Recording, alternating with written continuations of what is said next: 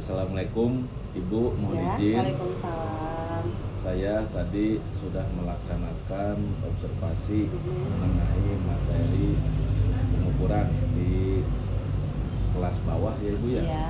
Nah di sana saya terus terang saja mendapatkan kesulitan mengenai pengondisian kelas, terus mengenai diskusi, kerja kelompok, dan mungkin metode ajar yang saya gunakan itu kurang tepat ya mengenai teori atau eksperimen sederhana.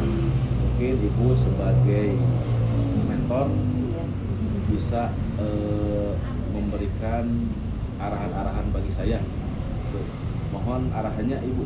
Iya, jadi di setiap kegiatan pembelajaran itu kita tidak selalu berjalan mulus sesuai keinginan kita ya Pak. Meskipun sudah dirancang sebaik mungkin di modul pembelajaran, ada kegiatan-kegiatan insidental yang terkadang tidak tercatat dalam modul pembelajaran, baik yang berhubungan dengan siswa, yang berhubungan dengan penilaian, atau yang berhubungan dengan suasana kelas. Nah, saya lihat kemarin memang ada hal-hal yang Bapak rasakan itu. Kalau menurut saya sebenarnya nih, sepengalaman saya pernah melakukan metode pembelajaran yang sama tapi dengan menggunakan metode yang berbeda. Jadi kelas bawah itu sangat ingin belajar dengan secara menyenangkan dan gembira.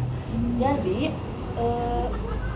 yang saya tekankan waktu itu ya Pak, pembelajarannya itu selain tanya jawab, selain diskusi, selain juga kerja kelompok, itu ada yang diterapkan berupa permainan. Nah, permainan itu iya Pak. Jadi permainan itu harus berdasarkan dengan sesuai dengan tujuan pembelajaran yang diciptakan. Jadi misalnya nih, saya dulu pernah melakukan permainannya itu yang berburu harta karun. Jadi itu tadi kan Bapak pembelajarannya yang mengukur benda-benda di sekitar ya. Nah, dengan berburu harta karun ini kita bisa menyebar benda-benda yang ada di sekitar siswa, disembunyikan Pak, disembunyikan, disimpan. Ya, seolah-olah siswa nanti dibagi per kelompok mencari harta karun. Tentunya dengan panduan yang ada di LKPD. Nanti ada di LKPD-nya ada tabel nih, benda apa yang ditemukan, ukuran apa panjangnya berapa. Jadi nanti siswa nggak bosan, ini meja diukurnya berapa senti, enggak, tapi siswa antusias untuk mencari benda apa nih yang akan saya temukan, benda apa yang akan saya ukur. Jadi selain melatih jiwa kompetensinya juga, kompetisi ya pasti akan cepat-cepat gitu. Saya harus duluan nih mendapatkan bendanya. Terus di sini juga siswa dilatih kemampuan untuk menemukan sendiri apa yang harus dia ukur, karena tabelnya kan di LKPD kosong ya. Jadi nanti siswa keliling mencari, menemukan, itu kan perasaan anak akan happy ya, bahagia, resep main kesini, resep. Karena bendanya belum ditemukan. Ya, karena bendanya belum ditemukan. Kalau sudah ditentukan, ada buku yang harus diukur, ada pensil harus diukur.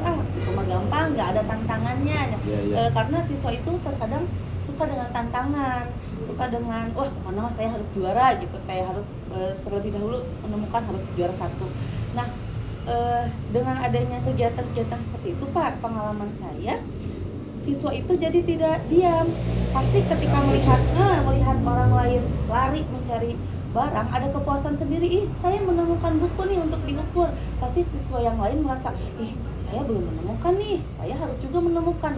Nah, di sini meminimalisir kegiatan siswa, meminimalisir siswa-siswa yang tidak aktif. Pasti ayo kita semuanya cari bergerak semuanya bergerak, termotivasi mencari benda. Ketika mendapatkan, saya dapat, dia pasti senang gitu ya Pak. Nah, setelah itu kan dikumpulkan barangnya, baru diukur.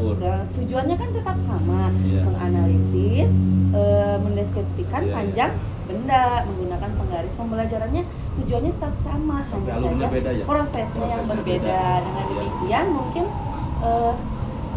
pengalaman belajar yang dirasakan oleh siswa itu berbeda dibandingkan dengan hanya diskusi di dalam kelas, kerja kelompok di dalam kelas.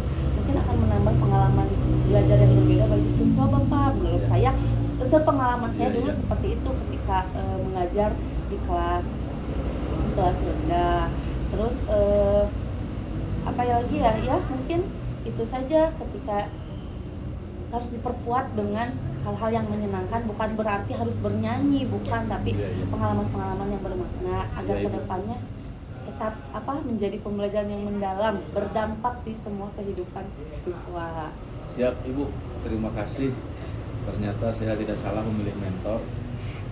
Ibu penuh inspirasi bagi saya. Ya. Kita saling belajar aja ya Bapak, sharing. Kedepannya akan mungkin masukan-masukan dari Ibu akan saya implementasikan atau diterapkan dalam metode-metode pembelajaran kedepannya, supaya tadi yang disampaikan, supaya anak lebih aktif, lebih kreatif, dan juga antusias dalam menghadapi pembelajaran. Sekali lagi terima kasih Ibu atas pencerahannya dan penjelasannya. Ya, jadi dapat ya kesimpulan kita ya. Jadi dengan penambahan metode itu ya Bapak ya. Semoga pengalaman saya bisa menjadi pengalaman Bapak juga, bisa diaplikasikan atau mungkin dimodifikasi lagi lebih bagus oleh Bapak demi kemajuan anak-anak kita ya Pak di sekolah. Terima kasih. Sama-sama Ibu. Saya yang terima kasih ke Ibu. Wassalamualaikum ya Pak ya, mangga. Wassalamualaikum warahmatullahi wabarakatuh. Waalaikumsalam warahmatullahi wabarakatuh.